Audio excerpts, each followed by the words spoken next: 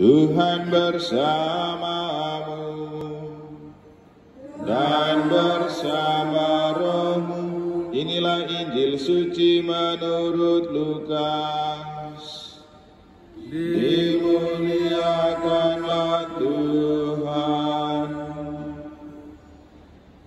Yesus bersabda kepada para murid, "Siapa di antaramu yang mempunyai seorang hamba yang membajak atau mengembalakan ternak baginya, akan berkata kepada hamba itu waktu ia pulang dari ladang, 'Mari segera makan'? Bukankah sebaliknya ia akan berkata kepada hamba itu, 'Sediakanlah makananku, ikatlah pinggangmu dan layanilah aku sampai aku selesai makan dan minum, dan sesudah itu engkau boleh makan dan minum'? Adakah ia berterima kasih kepada hamba itu karena ia telah melakukan apa yang ditugaskan kepadanya? Demikian jugalah kalian. Apabila kalian telah melakukan segala sesuatu yang ditugaskan kepadamu, hendaklah kalian berkata, 'Kami ini hamba-hamba tak berguna. Kami hanya melakukan apa yang harus kami lakukan.'"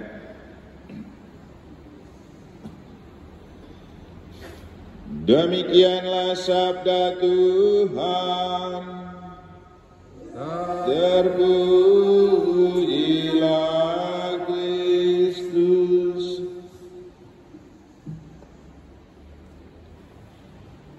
Kami ini hamba-hamba tak berguna. Kami hanya melakukan apa yang harus kami lakukan. Para suster, Bapak Ibu, saudara-saudari yang saya kasihi dalam Tuhan, apa yang Yesus sampaikan kepada para murid di bagian akhir kiranya menjadi sebuah refleksi untuk kita, orang-orang terpanggil dan utusan, dan juga para pelayan gereja yang biasa disebut dengan fungsionaris pastoral, bahwa panggilan dan perutusan untuk pelayanan di dalam gereja dan hidup beriman adalah panggilan untuk menjadi hamba yang tidak berguna. Dan memang itulah yang membuat sedikit orang yang mau jadi imam dan mau jadi suster, takut menjadi hamba yang tidak berguna. Dan juga itu jugalah yang membuat, karena ini kan kita lagi musim pemilihan pengurusan lingkungan, DPP, itu juga yang membuat banyak umat yang enggan dan tidak mau untuk dipercayakan menjadi pengurus lingkungan atau DPP. Kenapa? Ini pekerjaan hamba yang tidak berguna. Kenapa tidak berguna? Karena memang tidak menghasilkan uang.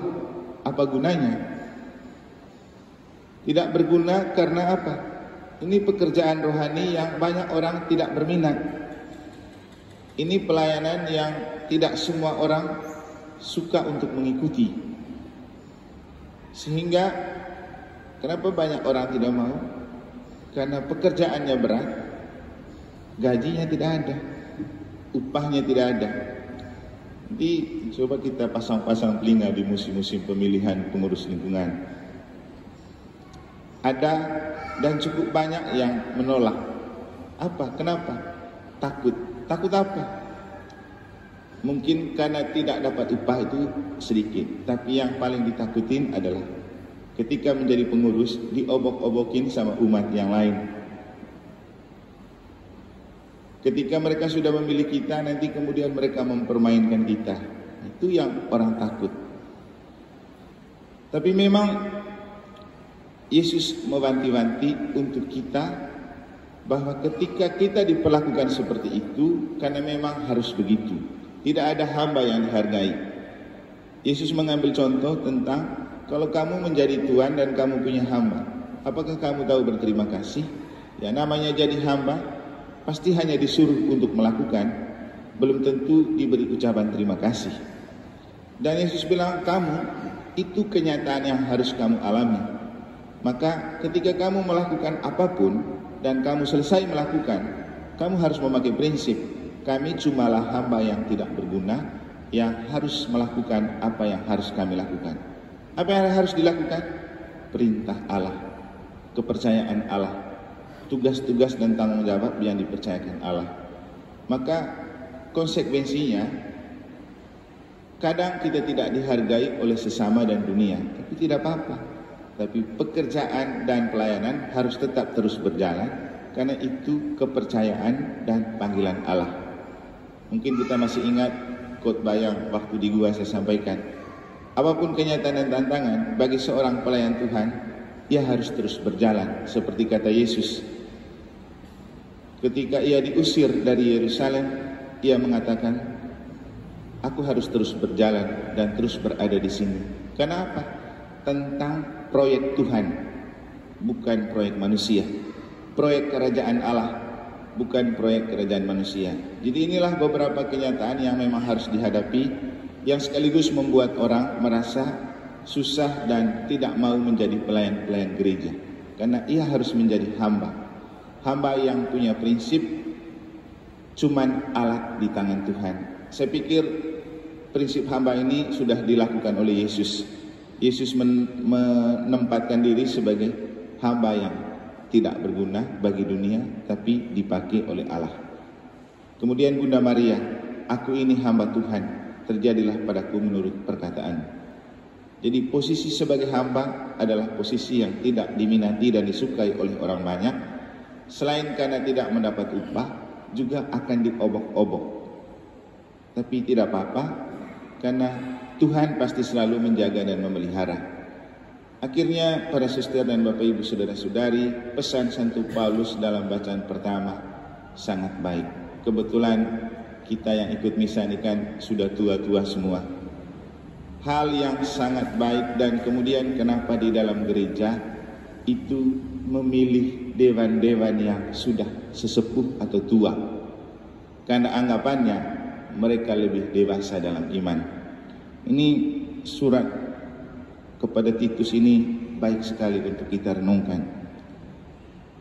Paulus mengatakan bahwa para lanjut usia, saudara-saudara terkasih, beritakanlah apa yang sesuai dengan ajaran yang sehat, mengandaikan yang sudah tua bisa mengajarkan umat dengan sehat, bukan sesat. Para lanjut usia hendaklah hidup sederhana, terhormat, bijaksana, sehat dalam iman. Ini kasih dan ketekunan. Demikian pula para wanita tua, hendaklah mereka hidup sebagai orang-orang beribadah, jangan menfitnah, jangan menjadi hamba anggur, tetapi cakap mengajarkan hal-hal yang baik. Dan dengan demikian mendidik wanita-wanita muda mengasihi suami dan anak-anaknya. Hidup bijaksana dan suci, rajin mengatur rumah tangganya. Ini pesan untuk para lelaki tua dan para wanita tua. Nah, inilah alasan kenapa kita perlu cari yang tua-tua. Yang jadi masalah ketika sudah tua tapi tidak sehat dalam berpikir, tidak sehat dalam bertingkah laku, atau juga menyesatkan orang. Makanya kalau sudah tua dan menyesatkan orang, itu sebenarnya kesalahan yang paling fatal. Karena kata orang, kalau sudah tua, umur 50-an ke atas, cara berpikir sudah berapa kali lipat dari mereka yang masih kecil. Jangan sampai kita yang sudah tua disetir oleh mereka yang masih kecil, yang gaya berpikirnya belum dewasa. Itu mengurangi kewibawaan dan meruntuhkan posisi kita sebagai orang tua. Tidak banyak, ada orang tua yang hidupnya disetir oleh anak-anak yang masih kecil, sehingga kewibawaannya sebagai orang tua runtuh dan hilang. Padahal kalau dia betul mau menempatkan diri dengan baik, yang paling penting ketika sudah tua adalah menginvestasi surga. Karena tidak lama lagi kita akan berangkat dari dunia ini.